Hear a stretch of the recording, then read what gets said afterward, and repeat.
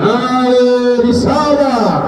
আহলে সুন্নাত ওয়াল জামাত, আহলে সুন্নাত ওয়াল জামাত সুরাকান্দার বিশপ কেবলার আগমন, আল্লাহর ওলির আগমন। নারে তাকবীর। আমরা সকলে বলে মারহাবা। আজকের মাহফিলের প্রধান মেহমান সুরাকান্দার আলা হযরত পীর সাহেব কেবলা আমাদের স্টেজে আগমন করতেছেন।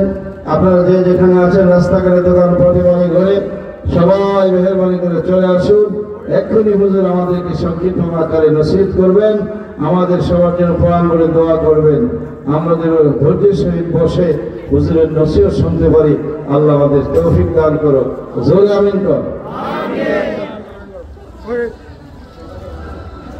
নারে তাকবীর, নারে তাকবীর, নারে রিসালাত। সুরাকান্দার বিশপ কেবলার আগমন, আল্লাহর ওলির আগমন। এই মাহফিলের পক্ষ থেকে, মুসলিম গ্রামের পক্ষ থেকে নারে তাকবীর। আমরা সবাই জেনে বলি মারহাবা, আর জেনে বলেন মারহাবা। আসুন আমরা একটু দাঁড়ায় মোহাম্মদে নবীজিকে সালাম দিয়া। নবী সালাম আলাইকা, ইয়া রাসূল সালাম আলাইকা, ইয়া হাবিব সালাম আলাইকা।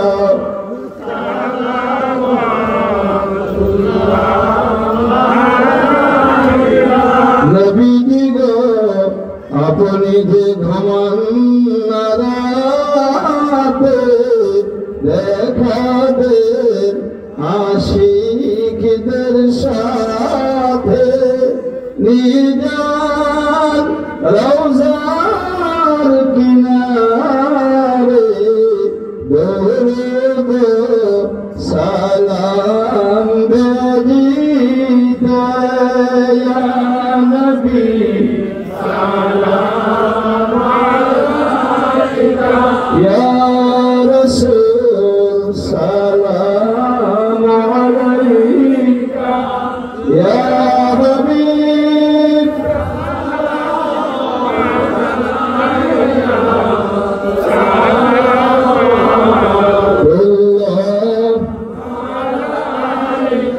আমাদেরই মরণের কালে নবী গো আপনাকে কাছে পেলে থাকবে না মরণ যন্ত্রণা। এটুকু মোদের কামনা। ইয়া নবী সালাম আলাইকা, ইয়া রাসূল সালাম আলাইকা, ইয়া হাবিব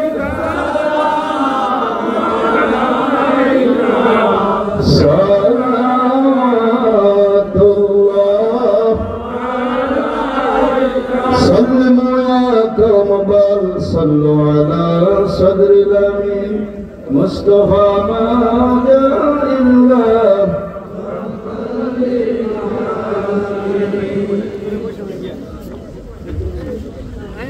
সবাই বসে, সকলেই বসে পড়ো। আজকের মাহফিলের প্রধান মেহমান সোনাকান্দার পীর সাহেব কেবলা হাজির হয়েছে। আমরা খুশি না বেজা? জোরে ক, বেশি খুশি না ক? কেটা কেটা খুশি হাত ওঠা। নারে তাকবীর, নারে রিসালাত। সোনাকান্দা দারুল হুদা দরবার শরীফ, সোনাকান্দার হযরত পীর সাহেব কেবলা। যারা দাঁড়িয়ে এসে সবাই বসেন বাবা। আগামী 26 সাল 2026-এর 12-13 ফেব্রুয়ারি, 29-30 মার্চ রোজ বৃহস্পতি শুক্রবার সোনাকান্দা দরবার ইসরায়েল সব মাহফিল। আমি দরবারের পক্ষ থেকে আপনাদের সবাইকে দাওয়াত করলাম। আপনারা দাওয়াত গ্রহণ করেছেন? দাওয়াত পেয়েছে? এই মাহফিল 14, 15, 27, 28 ফেব্রুয়ারি রমজান শরীফের কারণে এই মাহফিলকে আগে আনা হয়েছে 12-13 ফেব্রুয়ারি, 29-30 মাঘ, রোজ বৃহস্পতি এবং শুক্রবার। সকলে ইনশাআল্লাহ যাবেন, রাজি আছেন তো? আমরা কিশোরীদের কথা অন্যখানে বলি, কিশোরীদের মানুষ মাশাআল্লাহ তরিকতপন্থী এবং সোনাকান্দার জন্য অনেক আসে, অনেক পাগল। এবং কিশোরগঞ্জে আমাদের অনেক খোলাফায়ে কেরাম আছেন, মুআল্লিম আছেন, ঠিক কিনা? আপনাদেরকে নিয়ে আমরা গৌরব করি। হাজিরি মজলিস এই মুহূর্তে আমাদের মাঝে সংক্ষিপ্ত সময়, আপনারা জানেন গতকাল হুজুর মাহফিল করে চলে গেছেন বিশেষ কারণে, আবার আসছে, জার্নি করে কত কষ্ট, এরপর হুজুর আসছে যেহেতু ওয়াদা দিচ্ছে, সুতরাং হুজুর বেশি লম্বা করবেন না, সংক্ষিপ্ত আকারে আমাদেরকে নসিহত করে দোয়া করবেন। আমরা দোয়া পর্যন্ত থাকবো তো ইনশাআল্লাহ। আল্লাহ তাআলা কবুল করে জোরে আমিন বলেন। এই মুহূর্তে আমাদের মাঝে সংক্ষিপ্ত সময়ে কোরআন ও হাদিস থেকে মূল্যবান নসিহত পেশ করবেন, মাহফিল দোয়া পরিচালনা করবেন আজকের মাহফিলের প্রধান মেহমান, দক্ষিণ এশিয়া মহাদেশের ইসলাম প্রচার ও প্রসারের অন্যতম মার্কাজ, পাক ভারত উপমহাদেশের আধ্যাত্মিক চর্চার প্রাণ কেন্দ্র, ঐতিহ্যবাহী সোনাকান্দা দারুল হুদা দরবার শরীফের বর্তমান গদিনী শিল্পী, বাংলাদেশ তালিম হিজবুল্লাহর কেন্দ্রীয় আমির, সোনাকান্দা বহুমুখী কামেল মাদ্রাসার স্বনামধন্য অধ্যক্ষ, আমির শরীয়ত রাহনুমায়ে তরিকত মুর্শিদে বরহক শাহ সুফি আলহাজ হযরত মাওলানা মুহাম্মদ মাহমুদুর রহমান পীর সাহেব কেবলা, হুজুর কেবলাকে তিনি মূল্যবান নসিহত পেশ করার জন্য মাহফিল কমিটির পক্ষ থেকে সবিনয় অনুরোধ করছি। আসসালামু আলাইকুম ওয়া রাহমাতুল্লাহ। আমার স্বেচ্ছাসেবক সদস্য যারা আছেন, যারা যে যেখানে আছেন, আপনাদের কাজকর্ম বন্ধ করে তাড়াতাড়ি মাহফিলে চলে আসুন। সকলের কার্যক্রম বন্ধ করে দিয়ে মাহফিলে চলে আসুন। আসসালামু আলাইকুম ওয়া রাহমাতুল্লাহি ওয়া বারাকাতুহু। নাহমাদুহু ওয়া নাস্তাঈনুহু ওয়া নাস্তাগফিরুহু ওয়া নু'মিনু বিহি ওয়া নাতাওয়াক্কালু আলাইহি ওয়া নাউযু বিল্লাহি মিন শুরুরি আনফুসিনা ওয়া মিন সাইয়্যাতি আমালিনা মান ইয়াহদিহিল্লাহু ফালা মুদিল্লা লাহু ومن يضلله فلا هادي له ونشهد أن لا إله إلا الله وحده لا شريك له ونشهد أن سيدنا ونبينا وشفيعنا ومولانا محمدا عبده ورسوله الذي أرسله بالحق بشيرا ونذيرا وداعيا إلى الله بإذنه وسراجا منيرا. فقد قال الله تعالى في كلامه المجيد: أعوذ بالله من الشيطان الرجيم. بسم الله الرحمن الرحيم. لقد كان لكم في رسول الله أسوة حسنة لمن كان يرجو الله واليوم الآخر وذكر الله كثيرا.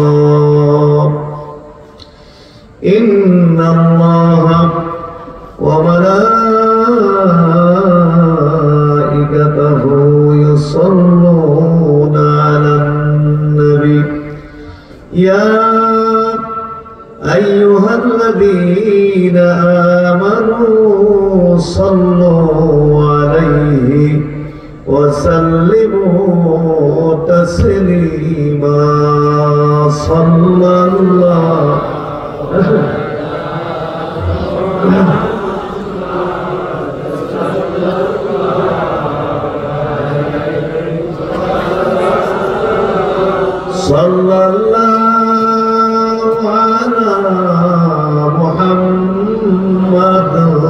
সাল্লাল্লাহু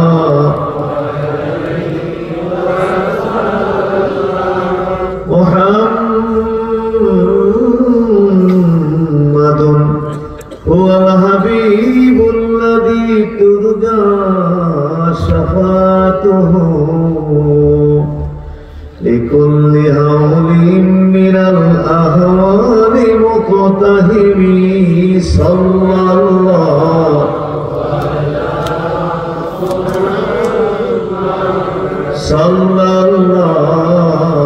আলাইহি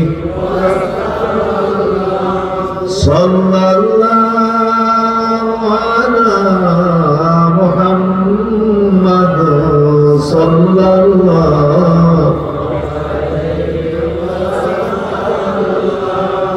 আল্লাহুম্মা সাল্লি ওয়া সাল্লিম ওয়া বারিক আলাইহি। মুসলি উচ্চ বিদ্যালয় মাঠে অনুষ্ঠিত বাংলাদেশ তালিম হিজবুল্লাহ ৭ নং মুসলি ইউনিয়ন শাখা ও এলাকাবাসীর উদ্যোগে আয়োজিত আজকের এই পবিত্র ওয়াজ ও ইরশাদে সাওয়াবের মাহফিল। আজকের এই মাহফিলে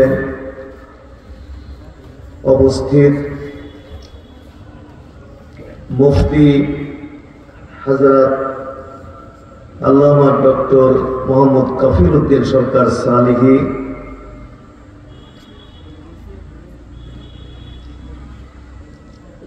সাবেক অধ্যক্ষ ঢাকা নাসারিয়া কামিল মাদ্রাসা, এবং উপস্থিত পীরজাদা হযরত আল্লামা doctor Khandakar Mahbubur Rahman, vice principal Pangsha Kamil Madrasa রাজবাড়ী।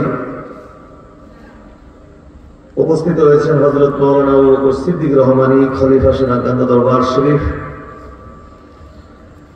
এবং উপস্থিত আলহাজ হযরত মাওলানা মুহাম্মদ সুলাইমান সাহেব, খলিফা দরবার শরীফ সোনাকান্দা, হযরত মাওলানা জয়নুল আবেদিন, হযরত মাওলানা সাইফুল মালিক সাহেব সহ আমন্ত্রিত উলামায়ে কেরাম এবং আমন্ত্রিত অতিথিবৃন্দ, আমার সামনে উপবিষ্ট মুসল্লি সহ নান্দাইল উপজেলাধীন বিভিন্ন জায়গা থেকে আগত সালেকিন তরিকত এবং মুআজ্জাজ হাজিরিন, লাখ কোটি শুকরিয়া আদায় করি মহান আল্লাহ সুবহানাহু ওয়া তাআলা, যিনি আমাদেরকে আজকের এই গুরুত্বপূর্ণ এবং বরকতপূর্ণ মাহফিলে আল্লাহ তাআলার সন্তুষ্টি অর্জন করার জন্য, দ্বীনি ইলম অর্জন করার জন্য নিজেদের ব্যস্ততা উপেক্ষা করে, বর্জন করে, রাতের ঘুম বর্জন করে আজকের এই মাহফিলে হাজির হওয়ার জন্য তৌফিক দিলেন। সেজন্য আমরা আমাদের মহান আল্লাহর প্রতি শুকরিয়া জ্ঞাপন করব। অন্তর অন্তঃস্থল থেকে সকলে একবার পড়ি আলহামদুলিল্লাহ। আল্লাহ তাআলা আমাদেরকে সুস্থ রেখেছেন এবং সুস্থ রেখে এই মাহফিলের মধ্যে হাজির করেছেন। সুস্থতা আল্লাহ তাআলার পক্ষ থেকে আমাদের প্রতি অনেক বড় অনুগ্রহ, অনেক বড় নিয়ামত। যারা অসুস্থ তারা একটু সুস্থতা কত বড় নিয়ামত সেটা বুঝতে পারে। কোন নিয়ামত যখন আমরা পেয়ে যাই, নিয়ামত পাওয়ার আগে এই নিয়ামতের যতটুকু মূল্য বুঝি, পাওয়ার পরে কিন্তু সেই নিয়ামতের মূল্য আমরা বুঝি না। যারা হসপিটালে আছে, আইসিইউতে আছে, লাইফ সাপোর্টে আছে, তারা বুঝবে যে সামান্য একটু সুস্থতার যে কত দাম। যার দৃষ্টিশক্তি নেই, চোখে দেখে না, সেই ব্যক্তি বুঝবে যে একটি চোখের কত দাম, দৃষ্টিশক্তির যে কত মূল্য। কানে শোনে না, সে বুঝবে যে কানের কত দাম, যাকে আল্লাহ কোনো সন্তানাদি দেননি, সন্তানের জন্য পেরেশান, সে ব্যক্তি বুঝবে যে একটা সন্তান যে কত বড় নিয়ামত। নিয়ামত পাওয়ার আগে এর কোনো মূল্য আমাদের কাছে থাকে না, মূল্য পেয়ে গেলে থাকে না, আর মূল্য পাওয়ার আগে এই নিয়ামতের মূল্য আমাদের কাছে থাকে। আমরা যে সুস্থ, এটা নিয়ামত না? কত মানুষ বাড়িতে হয়তো আসার শক্তি নেই, বয়স হয়ে গেছে, গায়ের শক্তি নেই, কিংবা অসুস্থ, আসার আগ্রহ পরিপূর্ণ আছে কিন্তু আসার মতো তৌফিক নাই, ক্ষমতা শক্তি নাই। আমরা আসতে পারছি, এটা অনেক বড় নিয়ামত। সে নিয়ামতের শুকরিয়া আদায় করতে হবে। আল্লাহ বলেছেন যে লাইন শাকারতুম লাযিদান্নাকুম, তোমরা আমার নিয়ামতের শুকরিয়া আদায় করলে অবশ্যই আমি সেই নিয়ামত আরো বৃদ্ধি করে দেব। ওয়ালাইন কাফারতুম ইন্না আযাবি লাশাদীদ, আর তোমরা আমার নিয়ামতের যদি কুফরি করো তাহলে অবশ্যই আমার শাস্তি অত্যন্ত কঠিন, আমার শাস্তি অত্যন্ত কঠিন। এই জন্য সবাই অন্তর থেকে আল্লাহর দরবারে শুকরিয়া আদায় করে বলেন আলহামদুলিল্লাহ। আজকের রাত্র হয়ে গেছে অনেক, গতকাল তো 12:30টার দিকে মনে হয় শেষই করেছি মাহফিল, আর আজকে তো শুরু করতেই 12:15। এখন তো লম্বা চড়া কোনো ওয়াজ নসিহত করার সম্ভব হবে না, যেহেতু রাত্র হয়ে গেছে। তবে ওয়াজ নসিহতের কোনো প্রয়োজন মনে করি না, যেহেতু মাশাআল্লাহ বড় বড় আলেম ওলামা আপনারা দাওয়াত করেছেন। ডক্টর আল্লামা কাফিলউদ্দিন সরকার সালেহী সাহেব আপনাদের খেদমতে ওয়াজ করেছেন, ডক্টর খন্দকার মাহবুবুর রহমান সাহেব আপনাদের সামনে ওয়াজ করেছেন।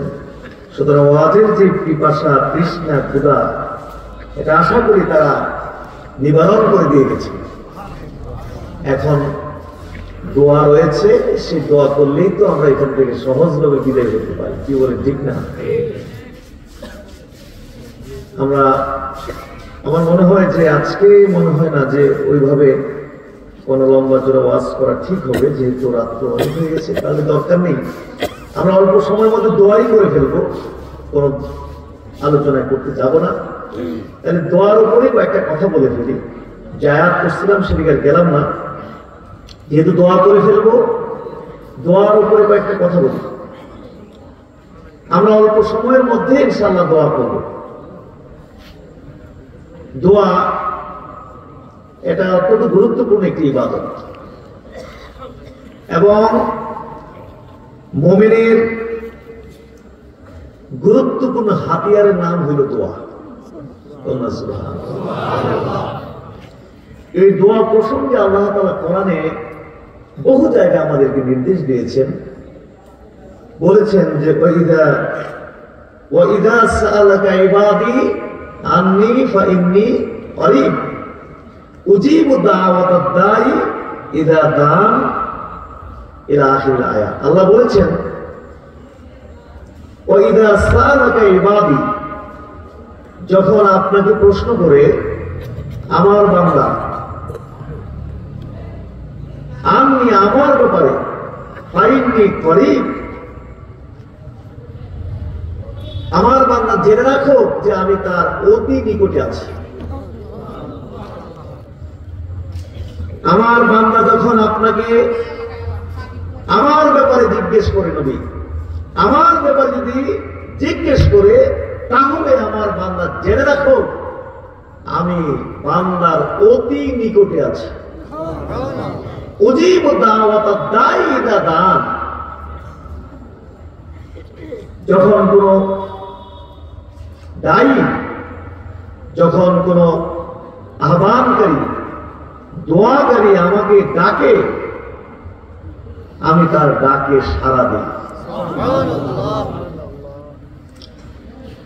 কোরআনে আরো যে আল্লাহ বলেছেন উদউনি আস্তাজিব লাকুম, তোমরা আমাকে ডাকো, আমাকে আহ্বান করো, আমার নিকট দোয়া করো, আস্তাজিব লাকুম, আমি তোমাদের ডাকে সাড়া দিব।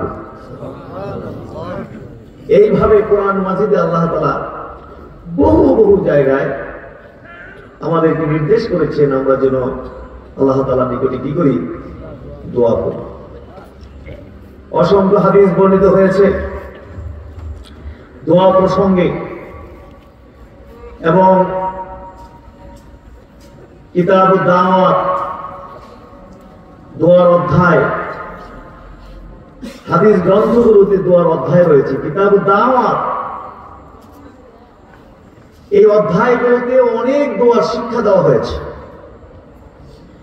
কিন্তু আমরা যারা শিক্ষক ক্লাসে ছাত্রদেরকে পড়াতে যাই, সিলেবাস অনুযায়ী পড়াই, এই মাথা থেকে সেই মাথা এক টানে অনুবাদ করে আমরা চলে যাই। কিন্তু এখান থেকে আমরা আলেমরা, আমরা শিক্ষকরা নিজেরা মুখস্থ করে এগুলো আমল করতে আমরা রাজি না, আর ছাত্রদের তো কোনো খবরই নেই। অথচ অসংখ্য জায়গায় কিতাব দাওয়াতে অসংখ্য দোয়া শিক্ষা দেওয়া হয়েছে।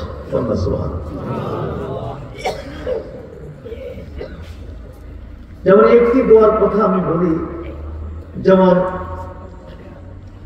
আল্লাহ রাসূল দোয়া করতেন, আল্লাহুম্মা ইন্নী আউযু বিকা মিনাল হাম্মি, আল্লাহ তোমার কাছে আমি হতাশা থেকে আশ্রয় চাই। হতাশা আছে না আমাদের? প্রতিটি মানুষ হতাশ বর্তমান যুগে, কিন্তু কোনদিন আমরা আল্লাহর কাছে এই শব্দ দিয়ে দোয়া করি নাই। ওয়াল হাজানে, দুশ্চিন্তা থেকে তোমার কাছে আমি আশ্রয় চাই। আমরা প্রত্যেকটি মানুষই দুশ্চিন্তাগ্রস্ত। আমার মনে হয় এক বস্তা দুশ্চিন্তা নিয়ে আমরা ঘুরি 24 ঘন্টা, কিন্তু কোনদিন আমরা দুশ্চিন্তা থেকে আল্লাহর কাছে আশ্রয় চাইনি। তারপর বলা আছে অক্ষমতা থেকে, অপারগতা থেকে তোমার কাছে আমরা আশ্রয় চাই। যেই কাজে হাত দেই সেটার মধ্যেই আমাদের অপারগতা, অক্ষমতা, সফলতা নেই। অনেকে বলেছে হুজুর যেই কাজে হাত দেই সেটার মধ্যে আমার অক্ষমতা, কিন্তু জীবনে কোনদিন আল্লাহর কাছে এই অক্ষমতা থেকে, অপারগতা থেকে আল্লাহর কাছে আমরা কখনো কি চাইনি? আশ্রয় চাইনি। অলযুগ্নে ভীরুতা থেকে আশ্রয় চাই। ভীরুতা রোগ, অনেক মানুষ আছে ভয় ভীতির রোগ, শুধু শুধু ভয় পায়, কোনো কারণ নেই ভয় পায়। আমার কাছে যায় মাঝে মাঝে বিশাল ফিগার, একদম বাঘের মতো আপনার বিশাল ব্যক্তি, যে বলে যে হুজুর আপনার কাছে এসেছি আমি একটা গোপন সমস্যা জানাবার জন্য একটু দোয়া চাইতে। হুজুর আমার তো ভয় রোগ, আমি ডরাই, আমি খাইছি। আমাদের বলেন কি, আপনি যদি দেখতে বাঘের মতো দেখা যায়, আপনি ডরান? হুজুর আমার দেখতে না বাঘের মতো, ভিতরে তো হুজুর আমি বিলাই। আমি তো দুনিয়ার কেউ যাতে না জানে, জানলে বাজি ঘটি বুয়া দল বাঘ নরম করে একটা ধরে, কি বলে ঠিক কিনা? ভিতরে বিলাই হন, কিন্তু দেখাইতে হইব কি আপনি বাঘ, এমনি চলন লাগবে। কিন্তু জীবনে কোনোদিন এই ভীরুতা রোগ থেকে আল্লাহর কাছে আমরা কি চাইনি? আশ্রয় চাই না। তারপরে এবার আমারও ভীরুতা রোগ আছে, আমিও এই রোগে ভুগছি। যেমন বিমানে উঠতারি না, ডরাই। কিসে উঠতারি না? হজে গেলেও কোন সময় বিমান নামবো এই টেনশন থাকে। নামার পরে শরীরটা কি হয়? এটা হালকা হয়। নাইলে কত দেশে যাওয়া হইতো দিনের দাওয়াতের জন্য, কিন্তু এই ভয়ভীতি। তো কোনদিন আমরা কিন্তু আশ্রয় চাইনি আল্লাহর কাছে, যে আল্লাহ তোমার কাছে আমি এই ভীরুতা থেকে কি চাই? আশ্রয় চাই। কাসালে, অলসতা থেকে তোমার কাছে আশ্রয় চাই। আমরা সব অলস। এক গ্লাস পানি ঢেলে খাইতে রাজি না, বিশেষ করে বউরে দেখলে তো ডাবল অলস হয়ে যায়। পানি দাও, অথচ টেবিলে জগ আছে, পানি আছে, গ্লাস আছে, আপনি কিন্তু ঢেলে খেতে পারেন, কিন্তু খাবেন না। বউ দেখছেন এখন ডাবল অলস হয়ে গেছে, বউরে বললেন যে পানি দাও। মশারি টাঙ্গাইতে আপনার ওয়াইফকে ডাকেন যে মশারি টাঙ্গাও, কেন? অলস। কিন্তু কোনদিন আল্লাহর কাছে অলসতা থেকে আমরা আশ্রয় চাইনি। অলস থাকবে এমন কোন রোগ নেই যেই রোগের মেডিসিন কোরআন হাদিসের মধ্যে নাই, কিন্তু ওইখান থেকে মেডিসিন নিতে আমরা রাজি না। এমনি একেবারে হতাশা, হাহাকার, এই করব সেই করব, হাজার রকম পদক্ষেপ গ্রহণ করব, কিন্তু এখান থেকে আমরা মেডিসিন ঔষধপত্র নিতে আমরা রাজি না। যাই হাজরিন, আল্লাহ তাআলা আমাদেরকে দোয়ার নির্দেশ দিয়েছেন। হাদিস শরীফে আল্লাহ রাসূল দোয়ার নির্দেশ দিয়েছেন। দোয়া হচ্ছে মুমিনের জন্য, মুমিনের সফলতার জন্য গুরুত্বপূর্ণ একটি হাতিয়ার। সেই জন্য আমরা আল্লাহর নিকটে কি করতে হবে? দোয়া করতে হবে। জোরে কোন কি করতে হবে? কিন্তু আজকে দুঃখজনক, দোয়ার মতো সাব্যস্ত ইবাদত, কোরআন হাদিসে প্রতিষ্ঠিত ইবাদত হচ্ছে দোয়া, কিন্তু এই দোয়া নিয়েও তো অনেক মানুষ টিটকারি করে। এরকম আছে না? দোয়া নিয়ে আর কি করে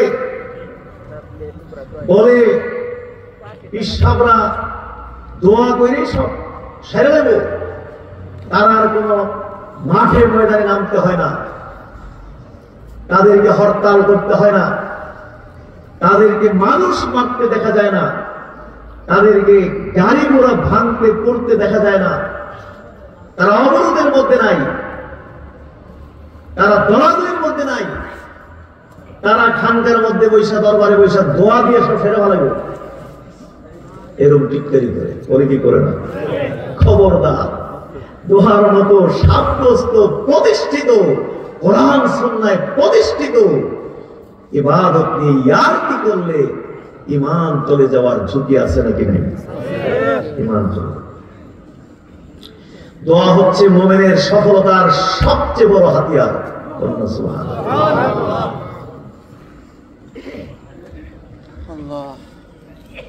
আজকে গাজার গণহত্যার বিরুদ্ধে মহাসমাবেশ করে বড় বড় ইসলামী স্কলার, নাম ইসলামী স্কলার, আসলে কোরআন সুন্নাহর সাথে কোনো সম্পর্ক নাই, কোরআন সুন্নাহর সম্পর্ক নেই। কথা শিখছে, কথাটা চাপা টাপা ভালো শিখছে, বড় সব ইংরেজি জানে, বড় ইসলামী স্কলার হয়ে গেছে। আসলে বক্তব্য থেকে এরকম বোঝা যায় না যে কোনো মানে আপনার কোরআন সুন্নাহর সম্পর্ক আছে, কিংবা কোরআন সুন্নাহর সম্পর্ক থাকলেও কিন্তু উসুল টুসুল বুঝে না। কোরআন সুন্নাহ বুঝতে যে উসুলের প্রয়োজন, সে উসুলের ধারে কাছেও যায় না। মহাসমাবেশ ডাকে ওই সোহরাওয়ার্দী উদ্যানে গাজার গণহত্যার বিরুদ্ধে, সেখানে লাখ লাখ মানুষ হাজির হয়েছে এবং এমন বক্তব্য দিয়েছে মনে হয় যেন বিশ্বের মানচিত্র থেকে ইসরায়েলের নাম মুছে গেছে এবং গাজা স্বাধীন হয়ে গেছে। কিন্তু আসলে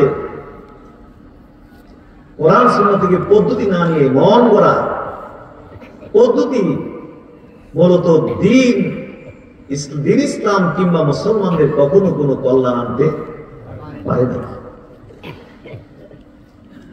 ইসলাম ও মুসলমানদের কল্যাণের চাবিকাঠি হলো কোরআন সুন্নাহ। কি কোরআন সুন্নাহ?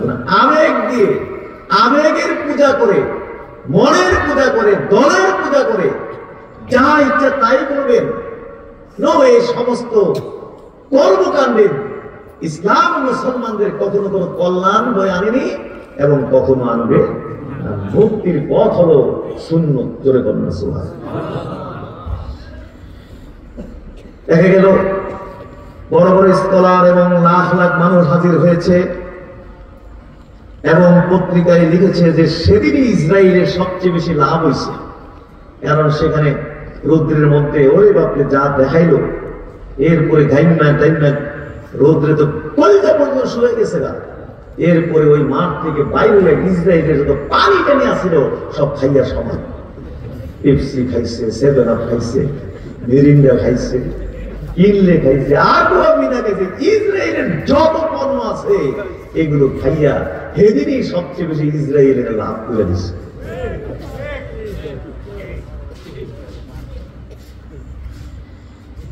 যে কোনো মুমিনের দায়িত্ব যে কোনো অন্যায়ের প্রতিবাদ করা, যে কোনো মুমিনের উপরে দায়িত্ব যে কোনো অন্যায়ের কি করা, প্রতিবাদ করা।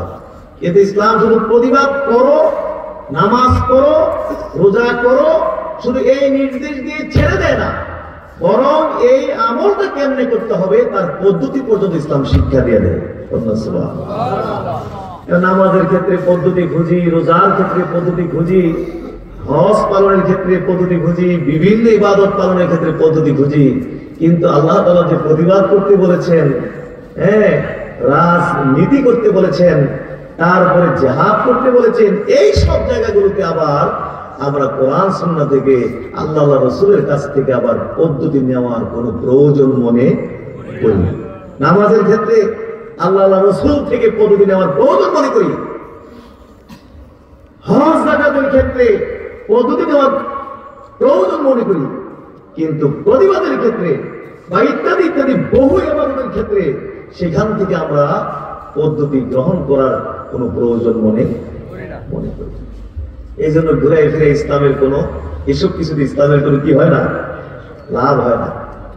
এগুলো দিয়ে তো কি হবে, ওরা এগুলো কোনো কানে লয়, এসব কানে টানে নেয় না, বরং মানুষ দেখলে তারা আরো খুশি হয় যে মাশাআল্লাহ কি সুন্দর লাগতেছে, লাখ লাখ টুপিওয়ালা জমছে, সুন্দরী তো লাগতেছে। কিন্তু এগুলোর দ্বারা চ্যানেলার কোনো কি হয় না, লাভ হয় না। কিন্তু যারা প্রতিবাদ করার দরকার তারার কোনো কি নেই, খবর নেই। যদি বাংলাদেশ সরকার রাষ্ট্রীয়ভাবে প্রতিবাদ করত, যদি আর একটি ক্ষেপণাস্ত্র গাজার অভ্যন্তরে নিক্ষেপ করা হয়, তাহলে আপনাদের সাথে আমরা কূটনৈতিক সম্পর্ক ছিন্ন করব, প্রয়োজনে আপনাদের বিরুদ্ধে আমরা সামরিক ব্যবস্থা নিতে বাধ্য হব।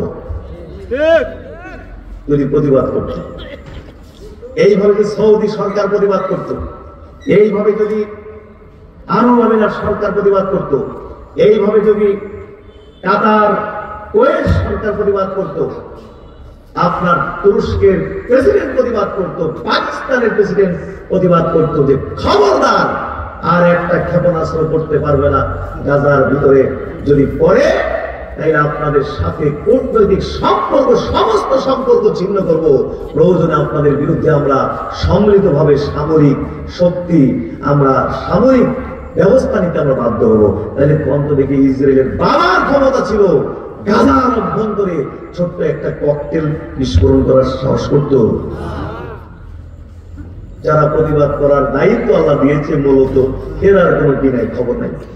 এই যে এরদোয়ান, আপনার কি বলে যে ইসরায়েলের দেশের নাম কি, নেতানিয়াহু, আপনার কি বলে এটাকে, জাতিসংঘের যে অধিবেশন হয়েছিল সেখানে সে বক্তব্য রেখেছিল, বিশ্বের মুসলিম দেশ থেকে অনেক কূটনীতিকরা সেখানে গেছে, ও যখন বক্তব্য দাঁড়াইছে সব ওয়াক আউট করছে, চলে গেছে।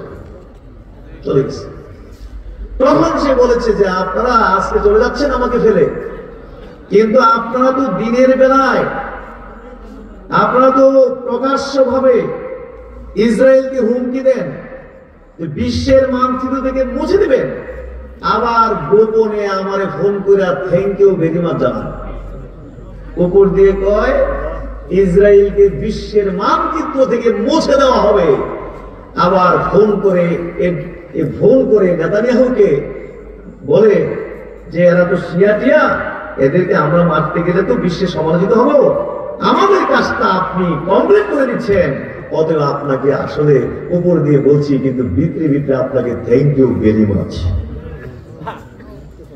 সব মুনাফিক বসে আছে জায়গা নেই। যারা প্রতিবাদ করার দরকার, যারা পদক্ষেপ নেওয়া দরকার, তাদের কোনো খবর নাই। আর আমরা জনগণ আন্তাজি সমাবেশ করে জনদুর্ভোগ সৃষ্টি করে এই করে সেই করে আপনার দেখা যাচ্ছে এগুলোর দ্বারা দ্বীন ইসলাম মুসলমানের কোনো কল্যাণ নিয়ে আসতে পারে না। বরং 250 কোটি মুসলমান যদি গাজার মুসলমানদের জন্য মাত্র একটি করে চোখের পানির ফোঁটা বরাদ্দ করত, তাহলে এতদিন গাজা স্বাধীন হয়ে যেত। গাজা কি হইত? আমার মনে বিশ্বের মানচিত্র থেকে ইসরায়েলের নাম মুছে যেত যদি 250 কোটি মুসলমান যে এই গাজার মুসলমানদের জন্য যদি একটা কইরা চোখের পানির ফোঁটা যদি বরাদ্দ করত। কিন্তু আমরা কি গভীর রাত্রে কোনোদিন কাঁদছি গাজার মুসলমানদের মুক্তির জন্য? বিশ্বের মুসলমানদের মুক্তির জন্য তো কেউ একটা ফোঁটা চোখের পানি আমরা ফেলিনি। মুমিনের মুক্তির, মুমিনের সফলতার গুরুত্বপূর্ণ হাতিয়ারের নাম হলো কি? দোয়া। জোরে কন্যা কি? এই জন্য আমাদেরকে আল্লাহমুখী হইতে হবে। নিজের যত চাওয়া পাওয়া আছে, নিজের যত দরকার আছে, এগুলোর জন্য আল্লাহর কাছে আল্লাহ পাকে মুখাপেক্ষী হতে হবে। আল্লাহ পাকের কি হতে হবে? মুখাপেক্ষী হতে হবে। আল্লাহর কাছে আমাদেরকে চাইতে হবে। চাইতে রাজি আছি না নাই? জোরে কন্যা চাইতে রাজি আছি না? গভীর রাত্রে সবাই ঘুমায় থাকবে, স্ত্রী ছেলে মেয়েরা ঘুমাক, আপনি ঘুম থেকে জেগে 2 রাকাত নামাজ পড়লেন। 2 রাকাত নামাজ পড়ে আপনি আল্লাহর কাছে হাত তুললেন, কানলেন, কিংবা নামাজের মধ্যে সেজদায় পড়ে আপনি আল্লাহর কাছে কান্নাকাটি করে বললেন যে আল্লাহ, আমার পরিবারের এই সমস্যা তুমি দূর করে দাও। আমার ব্যবসাটা ইদানিং ভালো যাচ্ছে না, আমার ব্যবসাটা ভালো করে দাও। অথবা আমার সন্তানের প্রয়োজন, আমাকে একটা সন্তানের ব্যবস্থা করে দাও, আমার সন্তান দাও। অথবা আমাকে শত্রু কষ্ট দিচ্ছে, শত্রু থেকে তুমি আমাকে মুক্তি দাও। কাঁদবেন, স্ত্রী ছেলে মেয়ে কেউ জানার দরকার নেই, আপনি কাঁদবেন এবং ধৈর্যের সাথে কাঁদতে হবে। ধৈর্যের সাথে, বুঝতে পেরেছেন কিনা? ধৈর্যের সাথে কাঁদতে হবে। দোয়ার মধ্যে শর্ত আছে, শর্তগুলো পূরণ করে আপনি আল্লাহর কাছে দোয়া চাইতে হবে। তাইলে কনফার্ম এই দোয়া আল্লাহর দরবারে কি হয়ে যাবে? কবুল হয়ে যাবে। ধৈর্যের সাথে দোয়া চাইতে হবে। আল্লাহকে দোয়া করতে হবে কিসের সাথে? ধৈর্যের সাথে। এই 2-4-5 দিন দোয়া কইরা অধৈর্য হয়ে গেলে হবে না। দৌড়ো, কয়দিন ধরে দোয়া করতেছি, কই দোয়ার দিয়ে কোনো খবরই নেই, জাগা আর দোয়াই করতাম না, কি এরকম অধৈর্য হইলে হবে নাকি? না, ধৈর্যের সাথে দোয়া করতে হবে। আল্লাহ রাসূল বলেছেন দোয়ার মধ্যে তুমি জিহাদ করো। কন্যা সুবহানাল্লাহ। দোয়া করা কিন্তু এত সোজা না। দোয়া করা কি এত সোজা নাকি? এখন তো আনুষ্ঠানিক দোয়া করবো, এই দোয়া সহজ। আমি কানবো, আপনারা দেখবেন, আপনারা কানবেন, আমি দেখবো। আনুষ্ঠানিক দোয়া পানি ভাতের মতো সহজ, কিন্তু গভীর রাত্রে কেউ দেখবে না, শুধু আল্লাহকে দেখিয়ে আল্লাহর কাছে আপনি ভিক্ষা চাইলেন। কন্যা দেখি এই দোয়া কি এত সহজ? জোরে কন্যা, দোয়াটা কি এত সহজ? এত সহজ না। একটা ফোঁটা চোখের পানি গভীর রাত্রে আপনি ফেলবেন, এটা কিন্তু এত সহজ নয়। এই জন্য আল্লাহ রাসূল বলেছেন যে দোয়ার মধ্যে মুজাহাদা করবে, দোয়ার মধ্যে জিহাদ করবে। কন্যা সুবহানাল্লাহ। দোয়া কবুল হতে গেলে এইগুলো লাগবে, জিহাদ লাগবে। মনোযোগের সাথে দোয়া করতে হবে। কিন্তু আমাদের মধ্যে কোনো মনোযোগ নেই। দোয়ার আদব শিষ্টাচার সম্পর্কে আমাদের জানা নেই। দেখা যায় মসজিদে হুজুর দোয়া করতেছে আর আমরা নখ করতেছি। কি করতেছি? এরকম নখ করি। এই দোয়া কি কবুল হবে? হবে না। কিংবা হুজুর দোয়া করে আর আমরা মসজিদের ফ্যান করি নাকি, পুরা অঙ্ক শেষ। মসজিদে কয়টা ফ্যান, কয়টা চলে, কয়টা বন্ধ আছে, এই দোয়ার ভিতর দিয়ে অঙ্ক টঙ্ক করে একদম কমপ্লিট। নো, আল্লাহ রাসূল বলেছেন এমন ভাবে দোয়া করবে, এই বিশ্বাস রাখবে যে অবশ্যই আমার দোয়া আল্লাহর দরবারে কি হয়ে গেছে? কবুল হয়ে গেছে। অনেক কষ্ট, কঠিন কিন্তু দোয়া, বাপরে বাবা, অনেক মেহনত দোয়া। আপনি এইভাবে দোয়া করেন, আরো যে শর্তগুলো আছে এগুলো পূরণ করে যদি দোয়া করেন। সমস্ত ইবাদতের মধ্যে শর্ত আছে, এই শর্ত ছাড়া ইবাদত কি হয় না? নামাজের শর্ত আছে না? 1000 রাকাত নামাজ পড়লেন কিন্তু ওযু করলেন না, অন্ত দেখি নামাজ হইবে তো? 1000 রাকাত কিন্তু 2-3 রাকাত তো কত হইব? সবই বাঁচে বলবো একবারে। কেন? শর্ত পূরণ করা হয়নি। ওযু ছাড়া নামাজ 1 কোটি রাকাত পড়লেও কি হবে না? কবুল হবে না। ইত্যাদিতে আরো শর্ত আছে কিনা? হ্যাঁ, হজের শর্ত আছে না? 9 জিলহজ কোথায় থাকতে হবে? আরাফার মাঠে থাকতে হবে। আপনি যদি বলেন যে না, আরাফার মাঠে কি থাকবো, আমি একবারে আমেরিকার যে রাজধানী ওয়াশিংটন গিয়ে কয়েকদিন থেকে আসবো, কি বলেন? হয়ে যাবে তো হজটা না? 9 জিলহজ আরাফায় থাকতে হবে। আপনি আগে পরে থাকলেও কাজ হবে না। রোজার শর্ত, রমজান মাস হইতে হবে। বললেন যে না, রমজান মাসে ব্যস্ত থাকবো, এর আগে প্রয়োজনে 1 মাসের মধ্যে 2 মাস থেকে এলাম রোজা, ওনা দেখে হইবে নাকি? শর্ত ছাড়া কোন ইবাদত আল্লাহর দরবারে কি হয় না? কবুল হয় না। দোয়ারও শর্ত রয়েছে কবুল হওয়ার ক্ষেত্রে। এই শর্ত পূরণ ছাড়া দোয়া করলে এই দোয়া আল্লাহর নিকটে কি হয় না? কবুল হয় না। শর্ত পূরণ করে দোয়া করে কনফার্ম একটি দোয়া মিস হবে না, প্রত্যেকটি দোয়া আল্লাহর দরবারে কবুল হয়ে যাবে। এইভাবে আপনি দোয়া করতে থাকেন। আমার পরিবারের ছেলে মেয়েগুলো সব নষ্ট হয়ে গেছে, এরা পথভ্রষ্ট হয়ে গেছে, এরা মদখোর গাঁজাখোর হয়ে গেছে, আমাদের জন্য ফিতনার কারণ হয়ে দাঁড়িয়েছে। হ্যাঁ, আমার স্ত্রী কথা শুনছে না, আমার মেয়ে কথা শুনছে না, কিংবা আমার স্বামী নষ্ট হয়ে গেছে, পথভ্রষ্ট হয়ে গেছে, আপনার নেশাখোর হয়ে গেছে, নষ্ট হয়ে গেছে। আপনি এটার উপরে কানতে থাকেন না। 2 মাস, 4 মাস, 6 মাস, 1 বছর আপনার ডিউটি হলো খালি দোয়া করা। দেখবেন হঠাৎ করে একদিন দেখবেন যে আস্তে আস্তে সবগুলো মানুষ দিক ভালো হয়ে যেতেছে না। ছেলে মেয়েগুলো কেমন জানি হঠাৎ করে পরিবর্তন হয়ে ভদ্র হয়ে যাচ্ছে। ব্যাপারটা কি? ব্যাপারটা হলো ওই যে দোয়া করতেছেন, আপনার স্ত্রী আপনার অবাধ্য হয়ে গেছে, দেখতেছেন আস্তে আস্তে আর মেজাজটা সব কন্ট্রোলে এসে আস্তে করে সে ঠান্ডা হয়ে গেছে। এরপরে বেহেশতের বাগানের মতো যখন পরিবার হয়ে গেছে।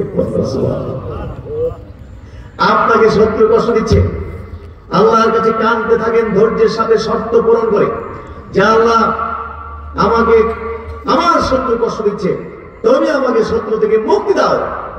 6 মাস, 1 বছর কিংবা 1 দিনও হতে পারে, অথবা 2 মাস লাগতে পারে, 6 মাস লাগতে পারে, অথবা যতদিন লাগতে পারে লাগবে, তাতে অসুবিধা নেই। আপনার কাজ হলো দোয়া করা। দেখবেন শত্রু এসে হঠাৎ একদিন আপনার সামনে এসে হাত বাড়িয়ে বলবে যে সরি, জোরে কন্যা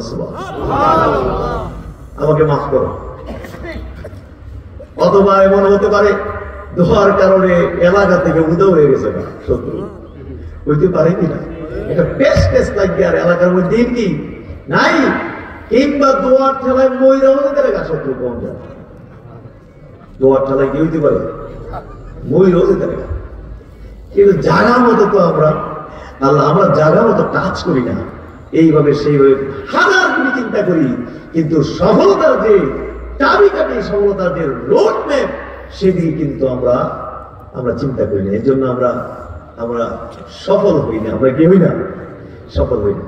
যাই হোক হাজরিন, এই জন্য আমাদেরকে আল্লাহমুখী হতে হবে। আল্লাহর কাছে আমাদের সমস্ত চাওয়া পাওয়া গুলো আল্লাহর কাছে আমাদেরকে দরখাস্ত করতে হবে। 1 নম্বরে নিজে চাইতে হইব। জোরে কোন 1 নম্বরে কি?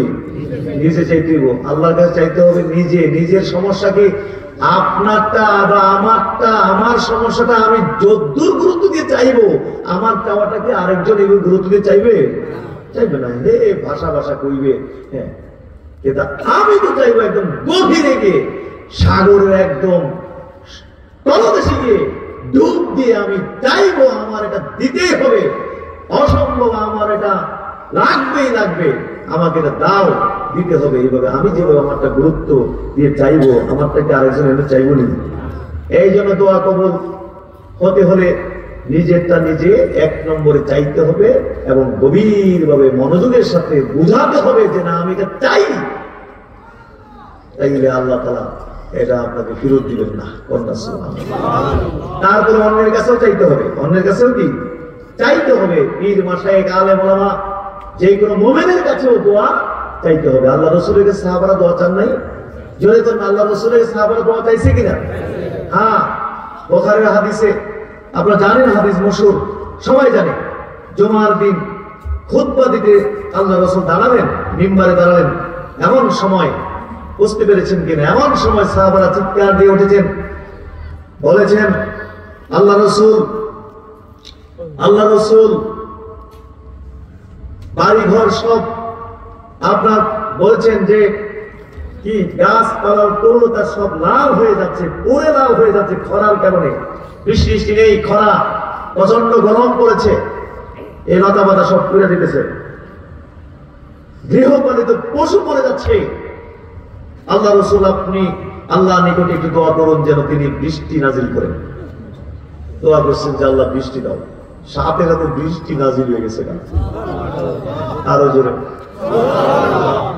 বৃষ্টি নাজিল চলে গেছেন। বৃষ্টি শুরু হলো, এক সপ্তাহ অনবরত বৃষ্টি, মুষলধারে বৃষ্টি, বর্ষণ হতে হতে হতে হতে বন্যা সৃষ্টি হয়ে গেল।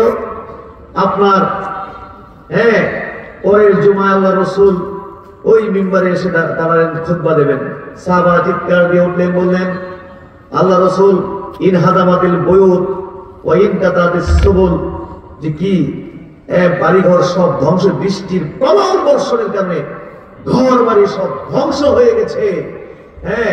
ইন কাতাতিস সুবুল, রাস্তাঘাট সব ছিন্ন ভিন্ন হয়ে গেছে। এইভাবে বৃষ্টি হলে তো সব অচল হয়ে যাবে। আল্লাহ রাসূল আপনি আল্লাহর নিকটে বৃষ্টি বন্ধের জন্য দোয়া করেন। আল্লাহ রাসূল হাসলেন, ফাতাবাসসামা রাসূলুল্লাহ সাল্লাল্লাহু আলাইহি ওয়াসাল্লাম, আল্লাহ রাসূল মুস্কি হাসলেন যে হেরা এই দিন দোয়া চাইল কি আর আজকে দোয়া চাই কি। জোরে সুবহানাল্লাহ।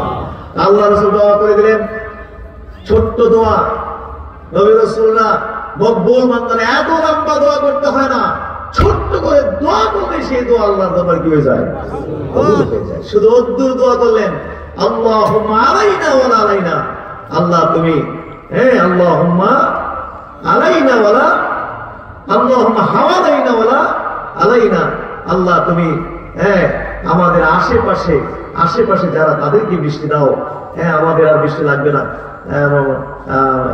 মদিনার উপরে আর কি লাগবে না, বৃষ্টি লাগবে না। আল্লাহুম্মা হাওয়ালাইনা, মদিনার আমাদের যে আশেপাশে যে যারা আছে বসবাস করছে ওদেরকে বৃষ্টি দাও, ওয়ালা আলাইনা, আমাদের বৃষ্টির কোনো প্রয়োজন নেই, আমাদের উপর আর বৃষ্টি লাগবে না, দিও না। সাথে সাথে বৃষ্টি বন্ধ। রাবি বলছেন মদিনা যেন একদম নতুন হয়ে গেছে। কন্যা সুবহানাল্লাহ। তাইলে আল্লাহ রাসূলের কাছে সাহাবারা কি দোয়া চাইতেন। কন্যা সুবহানাল্লাহ। এই জন্য নিজে আল্লাহর কাছে চাইতে হবে, মুজাহাদা করতে হবে, মেহনত করতে হবে, দোয়ার মধ্যে কষ্ট করতে হবে, লড়াই করতে হবে আল্লাহর কাছে দোয়া কবুলের জন্য। কন্যা সুবহানাল্লাহ। 2 নম্বর হলো মানুষের কাছে দোয়া চাইতে হবে, আলেম ওলামা পীর মাশায়েখ ইত্যাদির কাছে দোয়া চাইতে হবে। আর যার কাছে দোয়া চাইবেন তার দায়িত্ব হলো অন্তর দিয়ে দোয়া করা। তারও ডিউটি আছে, তার ডিউটি হলো গভীর দিয়ে অন্তর দিয়ে তার জন্য কি করে দেওয়া। নাকি মুখে ভাষা একটু ঠিক আছে এইভাবে বললে কি দোয়া হয়ে যাবে নাকি?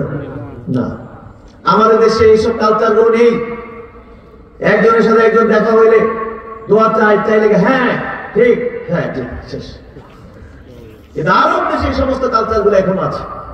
একজনের সাথে একজন দেখা হলে মূল কথায় যাওয়ার আগে অন্তত 4-5 মিনিট লাগবো আপনার ওই দোয়ার একজন দোয়া যে চলতেছে খালি বলতেছে আল্লাহুম্মা রাহম, আল্লাহুম্মা গফির, এই যে চলতেছে দোয়া, এরকম বাবা কেমন, অমুক কেমন, তমুক কেমন, আর সাথে বলতেছে যে আল্লাহুম্মা তাকাব্বাল, কবুল করো। এসে করতে বলতে দোয়া করতে একজনের জন্য একজন দোয়া করতে ওই মূল কথায় যাইতে 5 মিনিট লাগবে। জোরে করবে সুবহানাল্লাহ।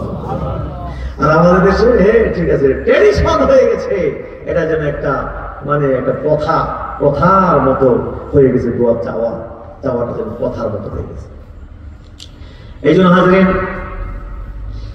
দোয়া চাইতে হবে, এবং যার কাছে দোয়া চাওয়া হবে তার ডিউটি হচ্ছে, তার কর্ম হলো অন্তর দিয়ে তার জন্য কি করা, দোয়া। দাদা হুজুর রহমতুল্লাহ তিনি ব্যাপারে শুনেছি, আব্দুল সত্তার হাজী সাহেব ছিল সোনাকান্দা দরবারের একজন খলিফা, এবং দাদা হুজুরের সফর সঙ্গী ছিলেন। চিনেননি আপনারা? কোরআন যারা হয়তো চিনবেন, চিনা দরকার তো। এই সমস্ত লোকগুলোকে ভুললে তো হবে না, তাদের বিশাল অবদান তো। এবং আব্দুল সত্তার হাজী সাহেব তো 17 বিঘা জমি সোনাকান্দা মাদ্রাসায় দান করে গেছে। একটা প্রতিষ্ঠানে থাকে কদ্দুর জায়গা, উনি 17 বিঘা জায়গা দিয়ে গেছে। চিনিনি আপনারা? দেখি কয়েকজন চিনেন দেখি। ওই পুরা মাঠের মধ্যে একজন আর তুলছে চিনে, আর স্টেজে হয়তো চিনবেন কিছু প্রতিভা যেহেতু তো আছেন, বুঝছেন কিনা? অনেক উচ্চ দরজার ওলি ছিলেন তিনি, কিন্তু কোনো পড়াশোনা হয়তো করেননি, মাদ্রাসা কিংবা স্কুল কলেজ, কিন্তু ব্রেন এত মেধা ছিল যে একটা বই যে রিডিং করতে পারতো, রিডিং করলে টেপ রেকর্ডারের মতো মাথার ভিতরে এটা ঢুকে দিতে পারে, রেকর্ড দিতে পারে। লাখ লাখ টাকার কিতাব উনি কিনা দিয়ে গেছে সোনাকান্দা মাদ্রাসা লাইব্রেরিতে। তো উনি দাদা হুজুরের সফর সঙ্গী ছিলেন। তো উনি বলছেন যে আমি হুজুর যতক্ষণ পর্যন্ত না ঘুমাইতো আমি ঘুমাইতাম না। হুজুর আগে ঘুমাইতো, এরপরে হুজুরে ঘুম পাড়াইয়া আমি ঘুমাইতাম, কারণ হুজুর অনেক জরুরি কথা কয়। হুজুর যদি কথা কয় আমি যদি ঘুমাই থাকি, তাহলে কথাগুলো তো পাবো না। এই জন্য কথাগুলো বুঝতে পেরেছেন, ধরার জন্য তিনি। তো বললেন যে আমরা ঘুমাই গেছি, হুজুর কেবলা ঘুমাই গেছে, আমরাও ঘুমাই গেছি, আমিও ঘুমাই গেছি। হঠাৎ করে দেখি কি জানি চট চট চট চট করে আওয়াজ হচ্ছে। আমার ঘুম ভেঙে গেল। আমি তাকায় দেখলাম যে হুজুর বসে বসে কাঁদতেছে, কাঁদতেছে আর দোয়া করতেছে, আল্লাহ আমি যে মাহফিলের মধ্যে হাজার হাজার মানুষ নিয়ে দোয়া করলাম, হাজার হাজার মানুষ আসলো দোয়ার জন্য, আমি যে এদের জন্য দোয়া করলাম, আর বড় বড় কথাগুলো তোমার কাছে আমি যে বইলাইলাম, আল্লাহ তুমি দোয়াগুলো কবুল করছুনি, দোয়া করছুনি এই কইতেছে আর কাঁদতেছে, চোখের পানির ফোটাছে।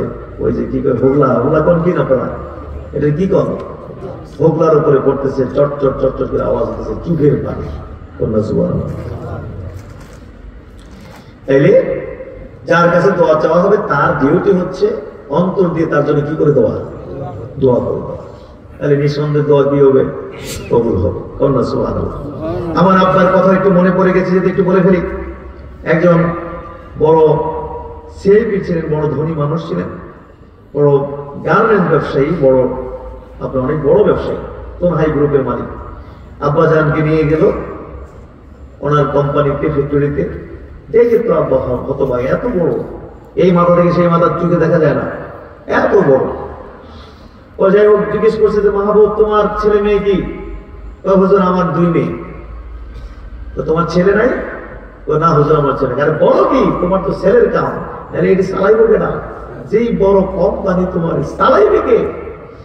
তো উনি তো বড় লোক মানুষ, উনি ওনার দৃষ্টিভঙ্গি দিয়ে বলছে যে হুজুর এখন আর এগুলো মেয়েরাই পারে, ছেলে মেয়ে এখন আর তেমন পার্থক্য নাই, ছেলেরা যা পারে মেয়েরা এখন তা পারে, ব্যবসা বেজে এগুলো মেয়েরা পারবে, চলবে। আরে না, তোমার ছেলের কাম, ডাক দো কারা আছে, আমি সবাই মিলে তোমার দিকে একটু দোয়া করেছি, আল্লাহ তোমার ছেলে দেয়। পরে যাই হোক আব্বা জানকে তো যারা চিনেছেন জানেন যে আপনার দোয়া করার সময় মনে হইতো যেন আল্লাহর সাথে কথা কইতেছে, মনে হতো যেন আল্লাহর কাছে কাইরা জোর করে যেন আদায় করে আনতেছে। এইভাবেই দোয়া করছে আর কি, 5-7 মিনিট সবাই নিয়ে দোয়া করছে, দোয়া করে গেছে। শেষ পর্যন্ত ওনার ইচ্ছা হলো, আল্লাহ রহমত, ওনার স্ত্রী গর্ভবতী হলো। পরে আলট্রাসোনোগ্রাম করতে নাকি গিয়ে নিয়ে গেছে, পরীক্ষা করে দেখছে যে ওই গর্ভের ভিতরে মাইয়া কি, যখন কি আগে 2 মেয়ে, এখন আবার গর্ভে আরেকজন, কি মোট কয়জন হইল? 3 জন। পরে আব্বাকে নাকি বলছে যে হুজুর আমি তো একটা আলট্রাসোনোগ্রাম করছিলাম, দেখলাম গর্ভের মধ্যে আর রাগ হয়েছে আর কি। সিয়াতলে তো বুঝেন না, এক কথা তো 20 বার কইছে যে তোমাকে কে বলছে আল্ট্রাসোনোগ্রাম করতে, কে বলছে তোমাকে আল্ট্রাসোনোগ্রাম করতে, কে বলছে তোমাকে আল্ট্রাসোনোগ্রাম করতে, এই গাইলে মেলে কে আমার যাকে গেছে গা। পরে দেখে যে গর্ব প্রসবের পরে দেখেছে আল্লাহর রহমতে ছেলে।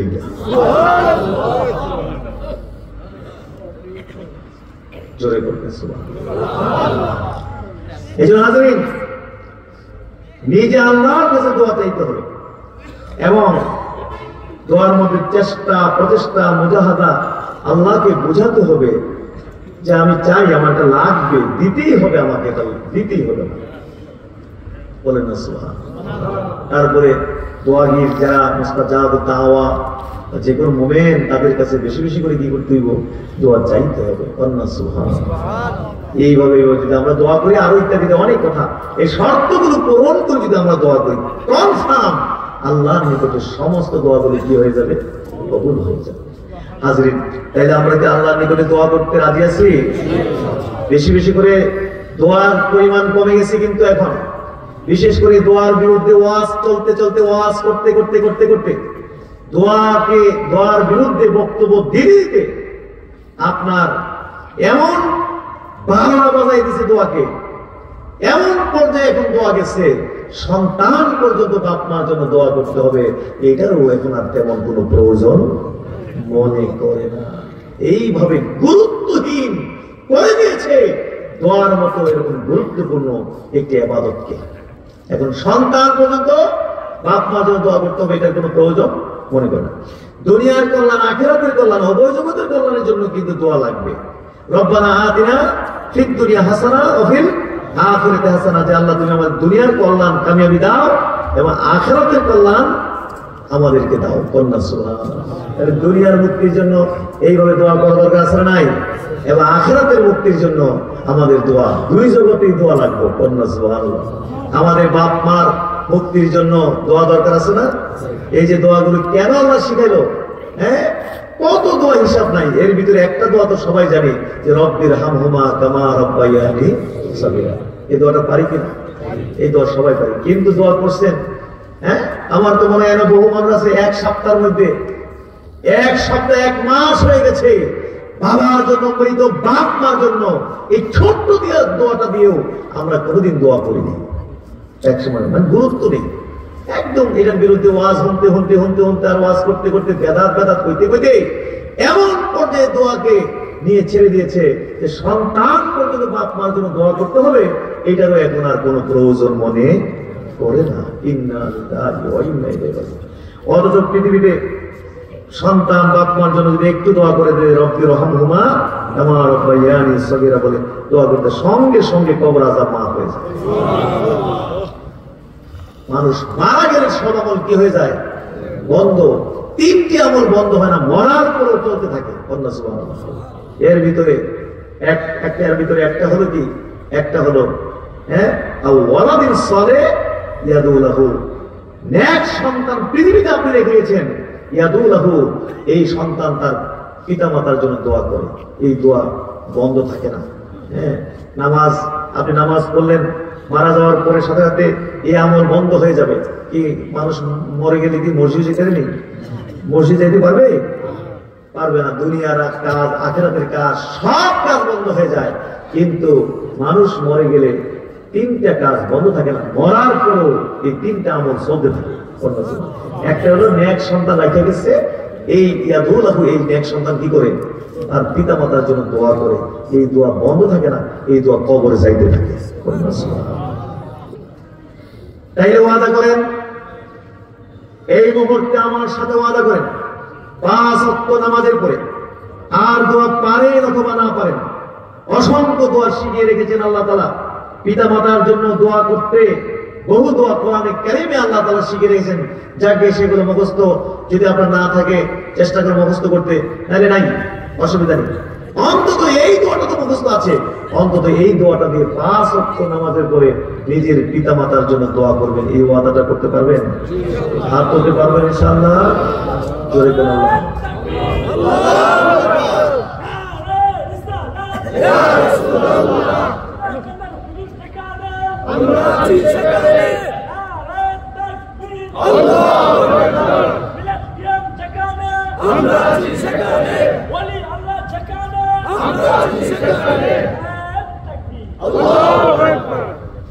সকলে বলুন আলহামদুলিল্লাহ। তাইলে ইনশাআল্লাহ আমার এই কথা দুনিয়ার মুক্তির জন্য যা চাওয়া পাওয়া আছে আমরা আল্লাহর নিকটে আমরা চাইবো, রাজি আছি ইনশাআল্লাহ? হ্যাঁ, আল্লাহর রহমতে আল্লাহ পাক আমাকে ফেরত দিবেন না। আমার বাপ ওনার কোনো দোয়া আল্লাহ ফেরত দিছে না, শর্ত পূরণ করে দোয়া করতো অন্য জবান। দাদার সব দোয়া কবুল, আমার আব্বাজানের দোয়া কবুল, মানে হয়েছে, হচ্ছে, ইনশাআল্লাহ হবে। অন্য জবান এই শর্ত, এটা খুবই গুরুত্বপূর্ণ। ইবাদত থেকে বিমুখ হবেন না, আজে বাজে ফতুয়া এগুলো শুনবেন না। বর্তমান জমানা হচ্ছে ফিতনার জমানা। কিসের জমানা?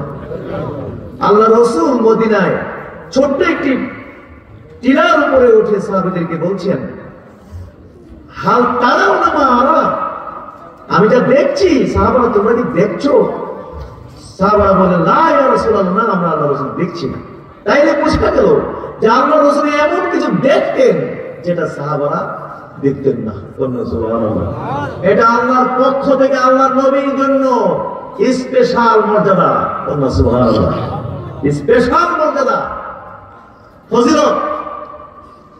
সাহাবারা বোঝা গেল সাহাবারা দেখতেন না, কিন্তু নবী দেখতেন এমন কিছু জিনিস।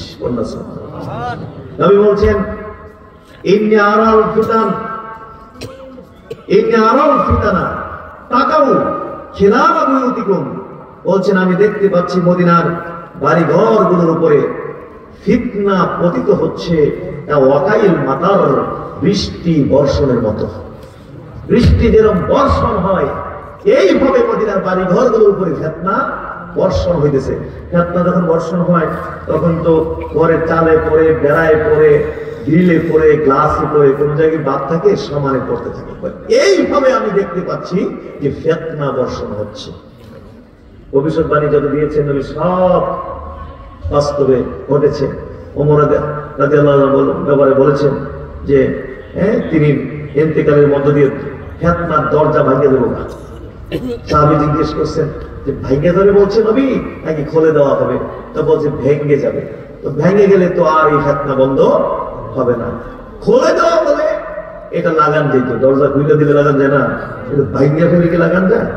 তাহলে এই ফিতনা আর বন্ধ হবে না। এরপর কত ফিতনা গেল, এই যে বন্যা, মানে আপনার কি সমুদ্রের ঢেউয়ের মতো ফিতনা আপনার শুরু হলো, যেখানে ওসমান রাদিয়াল্লাহু তাআলা আনহুকে শহীদ করা হলো। এরপরে আলী রাদিয়াল্লাহু তাআলা আনহুর মতো সাহাবী যারা নাকি দুনিয়ায় থাকতে জান্নাতের সার্টিফিকেট পেয়েছেন, তাদেরকে উগ্রবাদীরা, জঙ্গিবাদীরা, সন্ত্রাসবাদীরা কাফের ফতোয়া দিয়ে শহীদ করে দিয়েছে।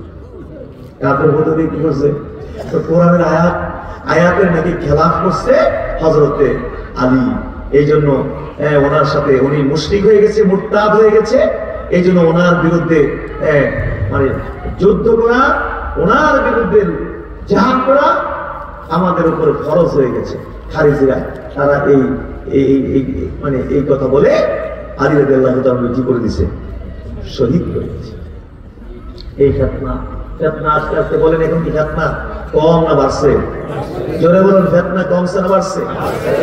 বর্তমান সময় অত্যন্ত কঠিন একটা সময় আমরা অতিবাহিত করতেছি, কঠিন টাইম আমরা অতিবাহিত করতেছি। কিতাবুল ফিতান পড়ে দেখেন, ফিতনার অধ্যায় পড়ে দেখেন, অ্যাডজাস্ট হয়ে যাবে বর্তমান ফিতনার সাথে। আল্লাহ রাসূলের সমস্ত ভবিষ্যৎবাণী যে হাদিস বর্ণনা করেছেন সবগুলো অ্যাডজাস্ট হয়ে যাবে। এত মারাত্মক একটা সময় আমরা অতিবাহিত করছি। এই ফিতনার সময় আমাদের অনেক করণীয় আছে। এর মধ্যে একটা করণীয় হলো যে, একটা করণীয় হচ্ছে কি, একটা করণীয় হচ্ছে যে হক্কানি আলেম ওলামা, হক্কানি আলেম ওলামা, পীর মাশায়েখের সোহবত গ্রহণ করা। সুবহানাল্লাহ, তাদের সোহবত থাকতে হবে, নাহলে ফিতনা থেকে বাঁচা বড় কঠিন। ধোঁয়াশা, ফিতনা মানে ধোঁয়াশা অবস্থা চলতেছে, কোনটা সঠিক কোনটা অঠিক বোঝা যাচ্ছে না। যদি মানে ছিন্ন ভিন্ন হয়ে থাকি তাহলে দেখা যাবে শত শত ফিতনা সৃষ্টিকারী গ্রুপ বাংলাদেশে কাজ করতেছে ইসলামের ফ্লেভারে। ইসলাম বলে, জিহাদ বলে, দ্বীন কায়েম বলে, এরকম ইসলামী ফ্লেভার। ওই যে ইসলামী ফ্লেভার বলতে কি বুঝতে পেরেছেন কিনা? ওই যে জোশ নাকি বিক্রি করে শুনেছি, যে মূলত মিষ্টি কুমড়া দিয়া আমের জুস বানায়। মিষ্টি কুমড়া দিয়ে কি বানায়? তাও পচা মিষ্টি কুমড়া, পচা মিষ্টি কুমড়া দিয়া জুস বানায়, এর ভিতরে আমের ফ্লেভার দিয়ে দেয়। দেখতে আমের জুসের মতো লাগে, খাইতে আমের জুসের মতো লাগে, আসলে কি খাইতেছে? মিষ্টি কুমড়া খাইতেছে। লাউ পর্যন্ত বাঙালি এরকম আমের জুস, বুঝতে পেরেছে? ফ্লেভার দিয়ে দিবে। আজকে ইসলামী ফ্লেভার দিয়ে আপনার শিরিক, কুফর, আপনার কত রকমের যে অনিসলামী কর্মকাণ্ড এখানে চালাচ্ছে।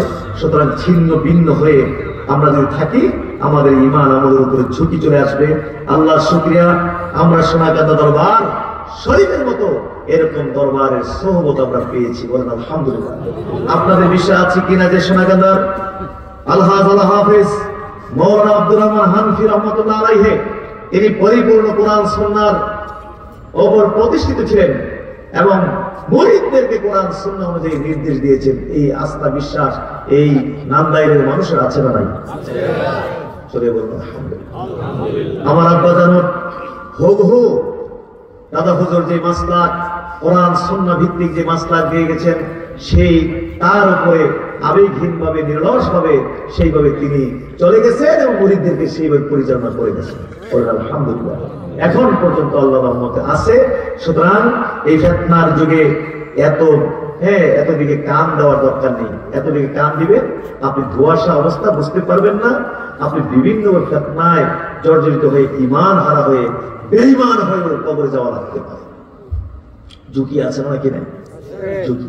আজকে দেখেন দুনিয়ার জন্য, দুনিয়া পাওয়ার জন্য, সামান্য কিছু ভোটের জন্য, একটু এমপি মন্ত্রী হওয়ার জন্য, ক্ষমতার লালসায় আজকে দেখা যাচ্ছে আমরা হুজুররা পর্যন্ত আপনার কি করি, ওই হিন্দুদের পূজার অনুষ্ঠানে গিয়ে সেখানে আল্লাহর শুকরিয়া আদায় করি। কত বড় ফিতনা! ইন্না লিল্লাহি ওয়া ইন্না ইলাইহি। সেখানে গিয়ে বলি আল্লাহর শুকরিয়া, অনেক দিন পরে আল্লাহ তাআলা আমাদেরকে এই পূজার অনুষ্ঠানে আসবার জন্য তৌফিক দিয়েছেন। এই জন্য সবাই কয় পড়তো আলহামদুলিল্লাহ পড়তে পারে। আপনারা কি করবেন? এত আস্তে শারদীয় শুভেচ্ছা বলে, রোজা পূজা একই মুদ্রার এপিট ওপিট বলছে হিন্দুদের উলুধ্বনি আর মুসলমানদের আযান। সামান্য দুনিয়ার স্বার্থে ঈমান রক্ষা করার জন্য বেড়া বেড়ি একসাথে রাজনীতি করতেছে। আওয়ামী লীগ, বিএনপি, দুনিয়াদার যে সমস্ত সংগঠনগুলো আছে, এই সমস্ত সংগঠনগুলো যা করছে হুবহু তাই করছে, শুধু ফ্লেভার লাগাই দিছে ইসলামী। আমরা লাগাই দিছে কি ইসলামী। আর বেড়া বেড়ি একসাথে আওয়ামী লীগ, বিএনপি যেরকম রাজনীতি করে, ওই ইসলামী শব্দ যোগ করে এই সমস্ত হুজুর যারা গণতন্ত্রের পূজা করছে, আমেরিকার দালালি করছে, পশ্চিমাদের দালালি করছে, হুবহু তারাও সেই বেড়া বেড়ি একসাথে লইয়া রাজনীতি করতেছে। খালি নাম দিয়ে দিছে কি ইসলামী।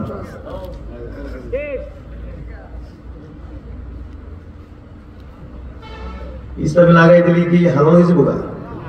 ইসলামিয়া মদের দোকান, মদ হালাল হয়েছে বলতো। ইসলামিয়া তো আসছে, দেখছে না ইসলামিয়া মদ হালাল হয়েছে বলতো। ইসলামী শিরক, ইসলামী শিরক করে, মন্দিরে গিয়ে ইসলামী শিরক করে, ইসলামী কুফর করে, ইসলামী বেদাত করে, তারা যা করে সব ইসলামী। আর আমরা কিছু করলে বিরাট ক্যাম করি, তারপরে দোয়া মোনাজাত করি, আমরা বেদাত। আর এরা ইসলামী শিরক, ইসলামী টাটকা টাটকা শিরক এবং কুফর করে টাটকা কাফের এবং মুশরিক হয়ে যাচ্ছে। খবরদার, আর জীবনে কোনদিন কোনদিন শিরক বেদাতের বিরুদ্ধে ওয়াজ করবেন না। আপনারা শিরক কুফরের বিরুদ্ধে আর ওয়াজ করবেন না। তারা সারা জীবন ওয়াজ করেছে শিরক এবং কুফরের বিরুদ্ধে।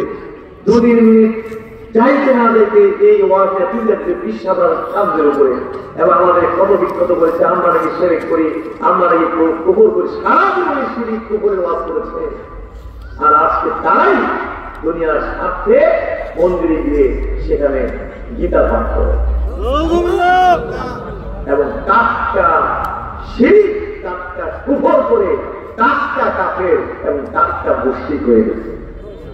অতএব আমাদের বিরুদ্ধে আর শিরক কুফরের ওয়াজ করার অথরিটি তারা সম্পূর্ণভাবে ইতিমধ্যে হারাই ফেলেছে, সেই অধিকার হারাই ফেলছে।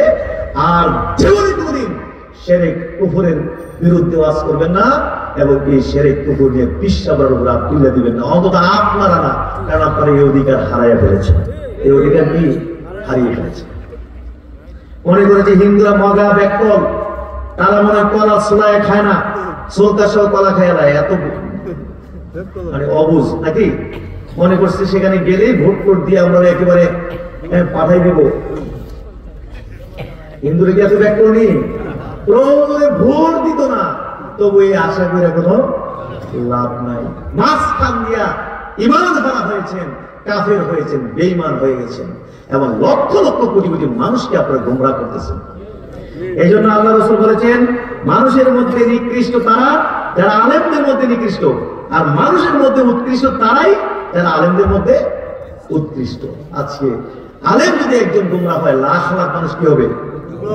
আমি গোমরাহ হলে লাখ লাখ মানুষকে গোমরাহ করতে পারবো কিনা? হ্যাঁ, কিন্তু একটা সাধারণ মানুষ যদি আপনার গোমরাহ হয়, সে কিন্তু আপনার নিজে গোমরাহ হয়ে থাকবে, কিন্তু কেউ গোমরাহ করতে পারবে না। আজকে দয়া করে আপনাদেরকে অনুরোধ করবো, শুনুন, আপনারা এগুলো ছেড়ে দেন, দয়া করে ইসলামকে আর বিকৃত করেন না। আল্লাহ রাসূল আমানত দিয়ে গেছেন, এবং ফুরফুরা আছে, আপনারা সবসময় আল্লাহ রাসূলের রেখে যাওয়া ইসলামের পাহারাদারের ভূমিকা পালন করেছে। বলেন না আলহামদুলিল্লাহ। কারণ এই সমস্ত হারাম রাজনীতি তো আমরা ফুরফুরা ছাড়া আপনারা কেউ করি না। বলেন না আলহামদুলিল্লাহ। বলে হারাম রাজনীতি করি, বলবেন যে হুজুর ইসলামের রাজনীতি নাই। হ্যাঁ, অবশ্যই আছে। রাজনীতি মানে রাষ্ট্র পরিচালনার রীতিনীতি। কোরআনে অসংখ্য রাষ্ট্র পরিচালনার রীতিনীতি আছে না নাই? আয়াত হাদিসে কিতাবুল আহকাম, কিতাবুল কিসাস, কিতাবুল এমারা, কিতাবুল হুদুদ ইত্যাদি ইত্যাদি রাষ্ট্র পরিচালনা সংক্রান্ত হাদিস রয়েছে। আল্লাহ রাসূল নিজে রাষ্ট্রনায়ক ছিলেন, এবং খোলাফায়ে রাশিদিন তারা রাষ্ট্রনায়ক ছিলেন। অতএব ইসলামের মধ্যে রাজনীতি আছে না নাই? আছে। তবে যে প্রচলিত যে রাজনীতি কাফেররা আবিষ্কার করছে, যেই রাজনীতি আমেরিকা আবিষ্কার করেছে, আব্রাহাম লিঙ্কন যে রাজনীতির সিস্টেম আবিষ্কার করেছে, পশ্চিমারা আবিষ্কার করেছে, এই রাজনীতির সাথে ইসলামের কোনো সম্পর্ক এই রাজনীতির সাথে ইসলামের।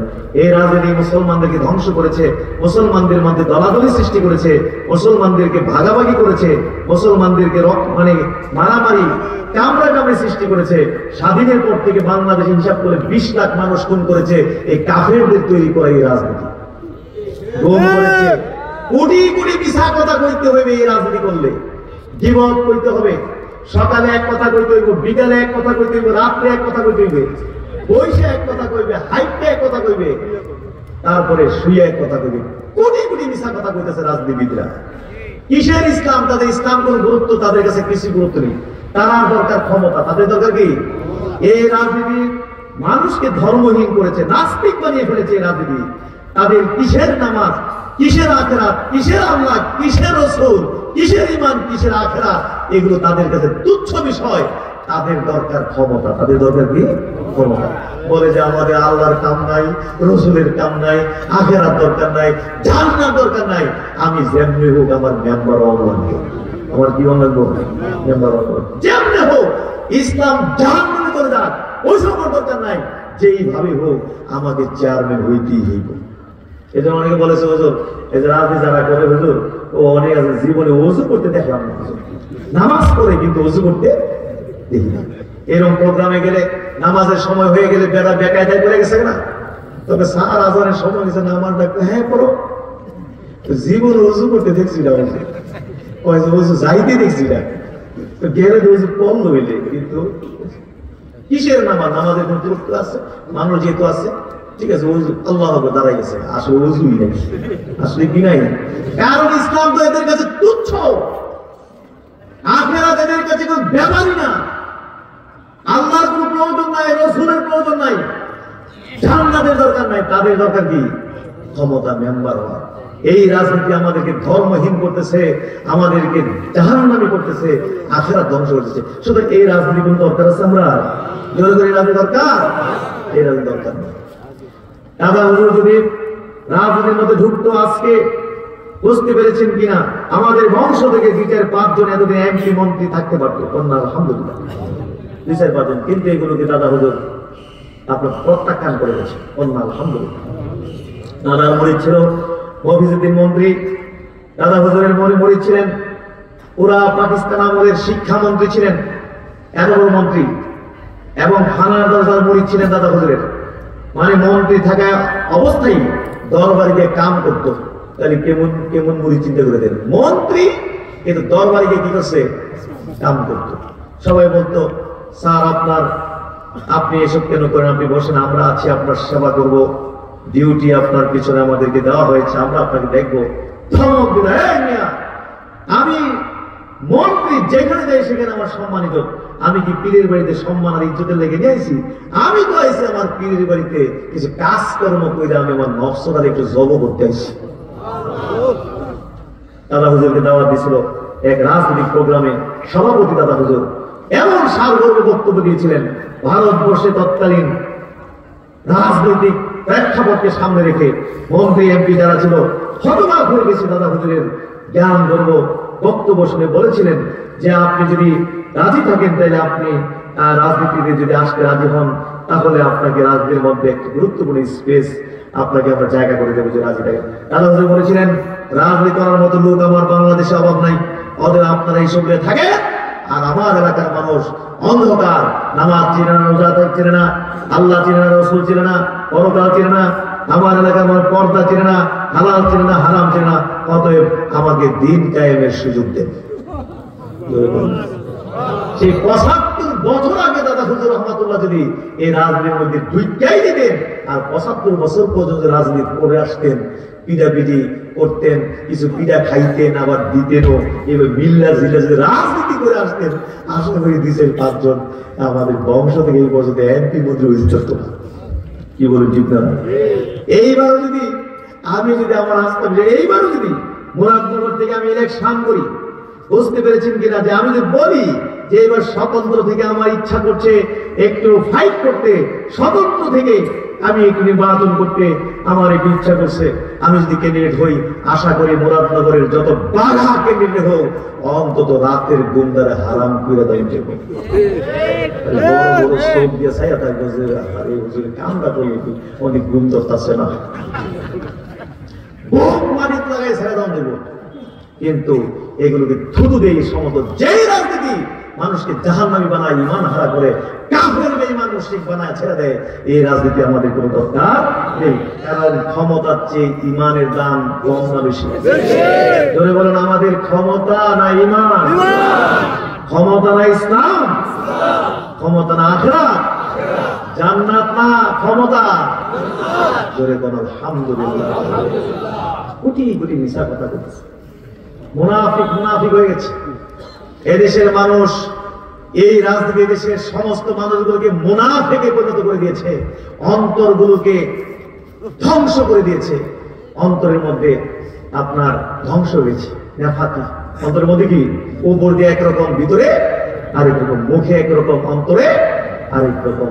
পুরো জাতিকে অসুস্থ করে ফেলেছে এবং স্বামী স্ত্রীকে শত্রুতে পরিণত করেছে। স্বামী এক পার্টি করে, বউ এক পার্টি করে। বউরও গুন্ডা বাহিনী আছে, স্বামীরও কি গুন্ডা বাহিনী আছে, পিটাপিটি মারামারি, শত্রু বানিয়ে ছেড়ে দিয়েছে এই রাজনীতি। ভাইকে ভাইয়ের শত্রুতে পরিণত করেছে। এদেশের প্রত্যেকটি মানুষকে একে অপরের শত্রুতে পরিণত করেছে। এবং এই যে পুলিশ বাহিনীর মধ্যে দলাদলি, এই রাজনীতি দলাদলি সৃষ্টি করেছে।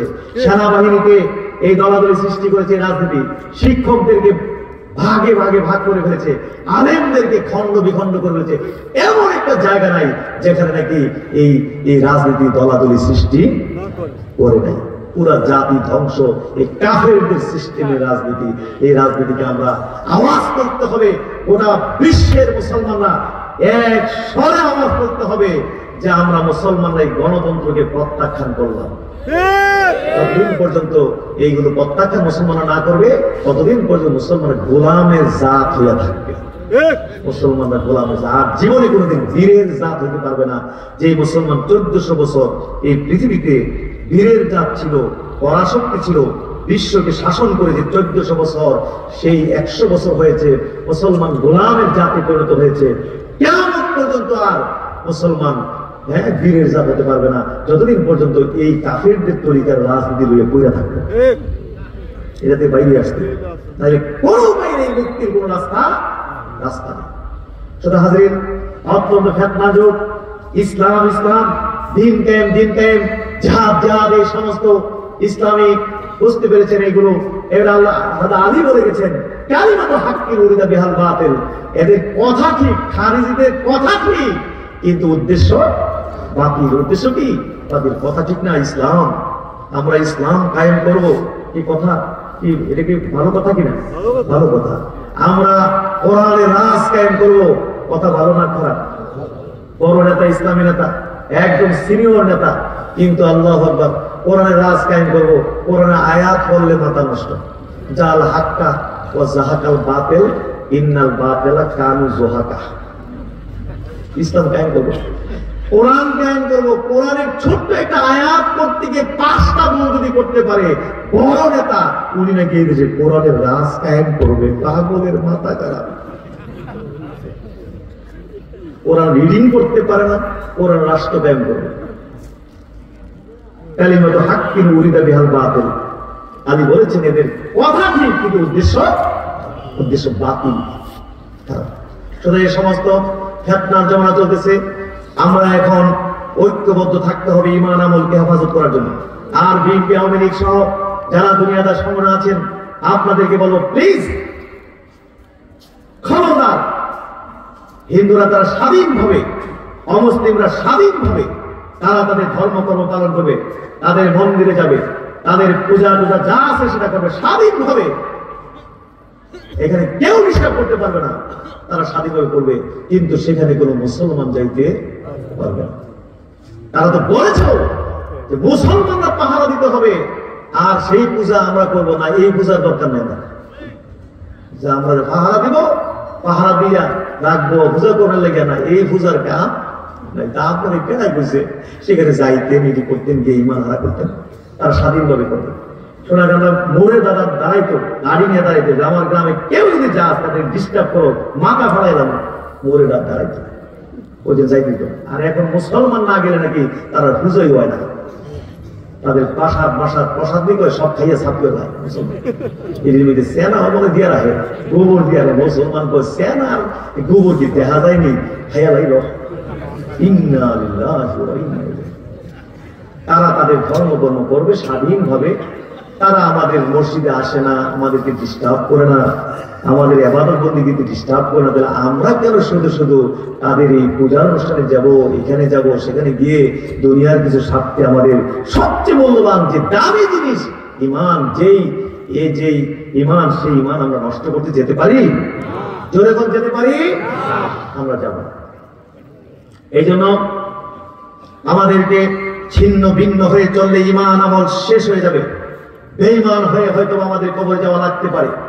সেই জন্য আমরা বাংলাদেশ তালিমে হিজবুল্লাহ নামক যে আমরেলা, যে ছাতা দাদা হুজুর কিবলা রহমাতুল্লাহ আমাদেরকে দিয়ে গেছেন, সেই ছাতার নিচে আমরা সবাই আশ্রয় নিতে রাজি আছি কিনা?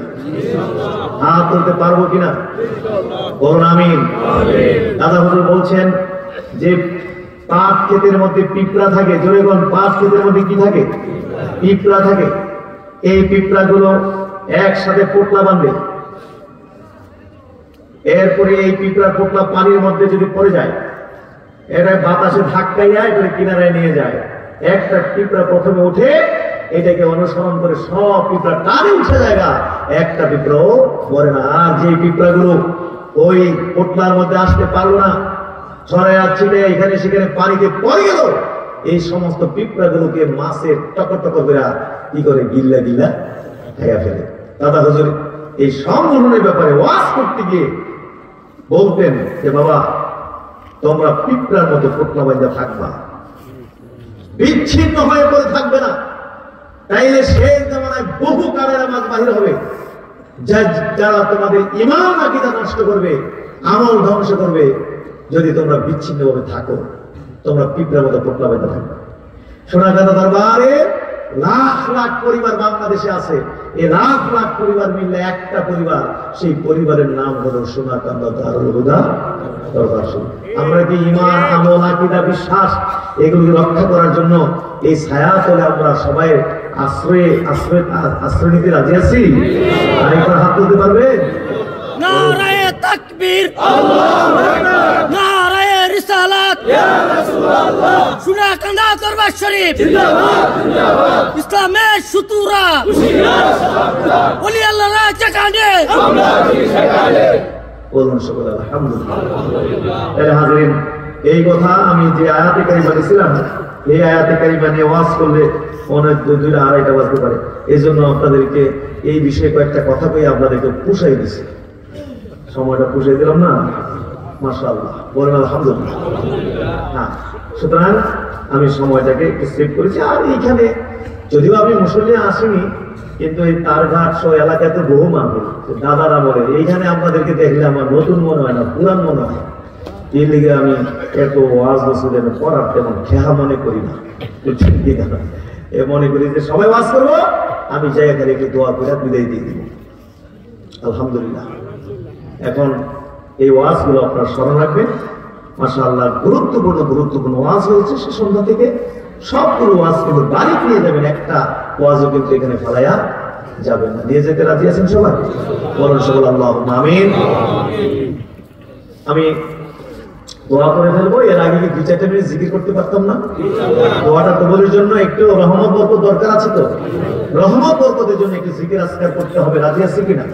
সবাই চোখ বন্ধ করেন, পারলে সবাই আরেকটু আগে চেপে চেপে বসুন, ফাঁকা জায়গাগুলো বন্ধ করে একটু বসুন। আমরা একটু জিকির করবো।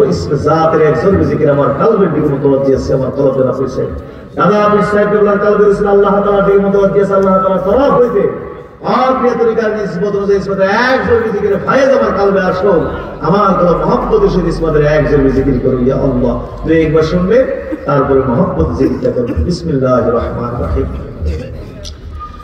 আল্লাহ আল্লাহ আল্লাহ আল্লাহ আল্লাহ আল্লাহ